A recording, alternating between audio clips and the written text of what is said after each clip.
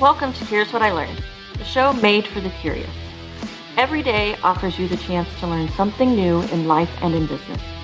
And on this show, we'll ask the questions and explore the answers to running an online business as a coach or online service provider. I'm Jackie Hayes, a launch planning consultant that helps business owners like you ask the important questions that lead to launches they love. Each week, you'll hear lessons learned by myself and other online business owners, answers to your questions, and we'll just get plain old curious. If you love to learn, have a curious mind, and are always full of questions, then you'll want to stick around and take a listen.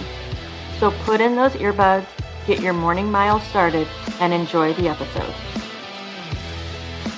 Welcome to another episode of Here's What I Learned. Before we go into today's topic, I want to make sure I invite you to the How to Create Launch Goals That Feel Good workshop. It's happening September 21st at 3 p.m. Eastern, noon Pacific. It's completely free, and it's all about finding and creating goals for your launch that feel good. So often we hear about successful launches being 100K launches, but there are so many other ways to measure success in your launch. So let's find the ones that work best for you. So make sure you join me for the workshop. The link will be in the show notes so you can sign up and save your spot. Speaking of setting launch goals, today's whole episode is Beyond the Dollars, How to Measure Launch Success. Now, we all have to talk about the money here because you are running a business, I am running a business, and therefore we need to make money. So yes, one of your launch goals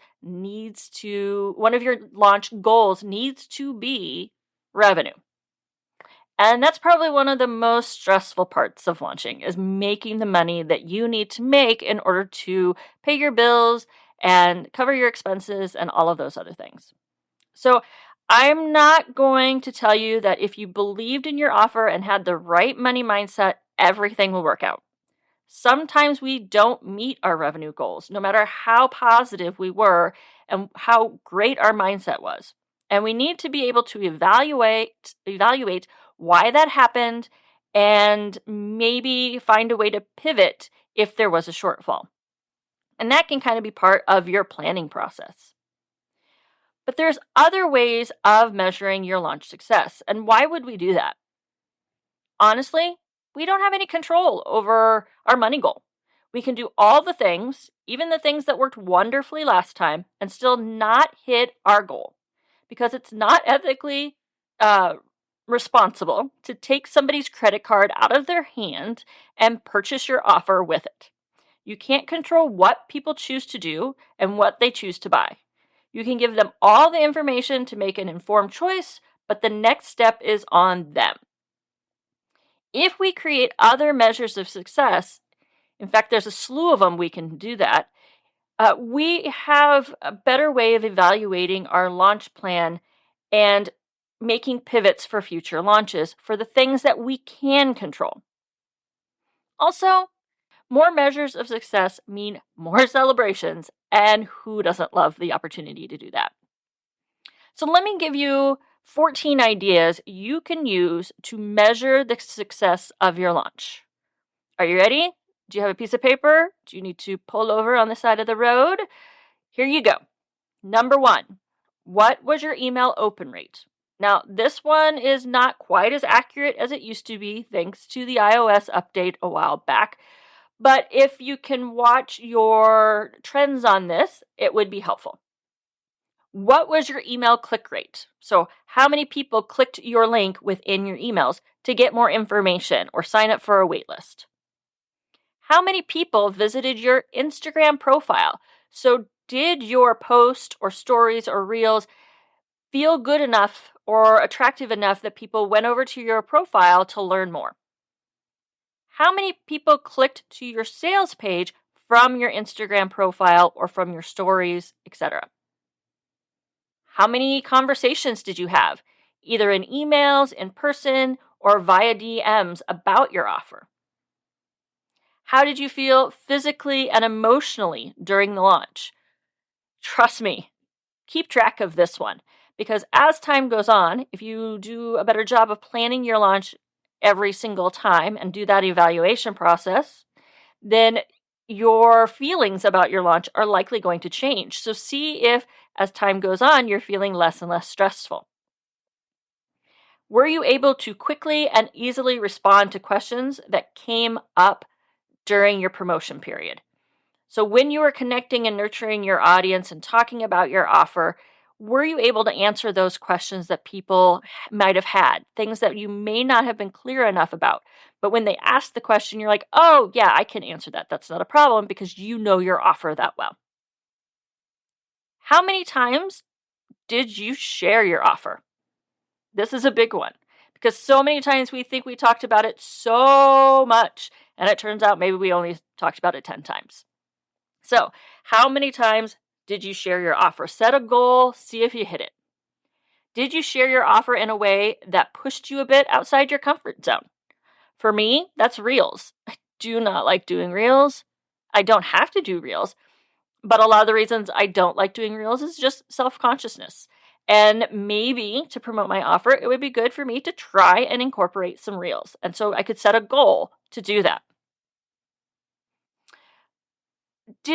How will you set up your system of support during your launch? How well did you do that? And that's not just the tech or the tools or maybe a VA, etc., but this is an entire ecosystem of support that is holistic because you are a whole ass person with a whole ass life, and you're going to need support not only inside your business, but also in all the other areas of your business while you're trying to focus on this particular thing. So how well did you set up that system of support? And that includes how well did you communicate your needs with the people you needed to communicate with? Did you adopt any new tech, and how did that go? Did you feel confident? Should you have given yourself more time, etc.?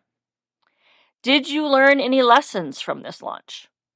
Make sure that you are tracking those lessons. Make sure you start your launch with the mindset that you are going into it learning lessons, that this is an experiment to learn from, to gather information, to gather data, so that you can apply that information to future launches. Do you feel equipped to launch this offer again with more ease? And did this launch make you dread launching it again?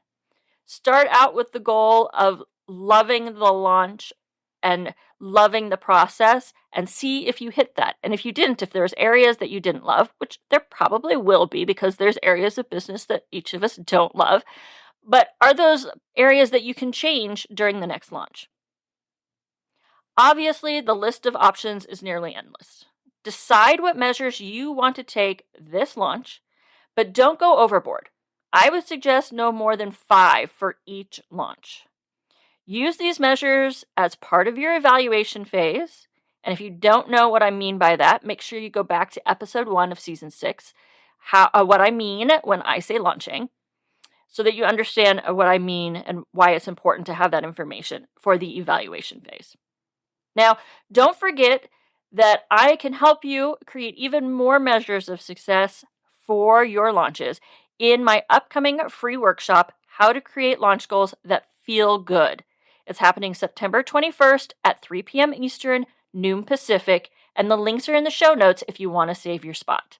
Thank you for listening to another episode of Here's What I Learned. You can find the show notes and transcripts at jackiehayes.online/podcast.